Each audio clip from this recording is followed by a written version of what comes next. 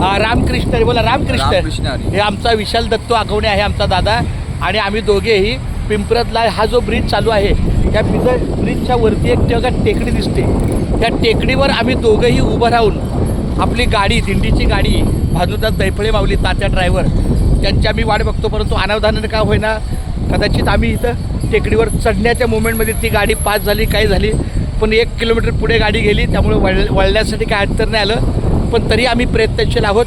लवकरात लवकर ती गाडी आम्हाला गुणवऱ्याला कशी नेता येईल त्या पद्धतीने आम्ही करू, किंवा आम्ही स्वतः गुणवऱ्यात जाऊ आणि तिथल्या कोणी माऊली असेल, कांबळे असेल, रणवरे असतील, गुणवरे असतील त्यांची मदत घेऊन, किंवा भोयटे, विनोद भोयटे आहे किंवा किशोर कांबळे आहे, दत्तात्रय कांबळे आहे, त्यांच्या मदतीने आम्ही लवकरात लवकर गाडी गुणवऱ्याला कशी पोचेल त्याचा प्रयत्न करू. आणि संत रोहिदास समाज मठ किंवा समाज मंदिर तिथं आपली 100 लोकांची झोपण्याची व्यवस्था आहे.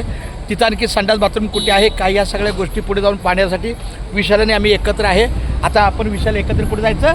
गुणवरे. रामकृष्ण हरी. रामकृष्ण. आणि बघा हे माझ्या मागे जी गाडी येते ती आहे फलटणवरनं येणारी. आणि ही जी दिशा आहे माझ्या मागची ती पुढे बरडला जाणारी.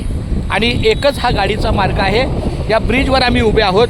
ह्या एका बाजूला माझ्या हाताच्या ह्या बाजूला गाड्यांची वाहनं जात आहेत आणि माझ्या हाताच्या ह्या उजव्या बाजूला वाटचालीत आपले वारकरी चालत आहेत. खूप खूप धन्यवाद माऊली. रामकृष्ण हरी. मागे पुढे उभा राही सांभाळीतं आलिया आघात निवाराया, या साधू संतांच्या म्हणण्याप्रमाणे कितीतरी अडचण आली तरी आपण त्याच्यावर भगवंत उभा आहे, आपल्या पाठीशी आहे.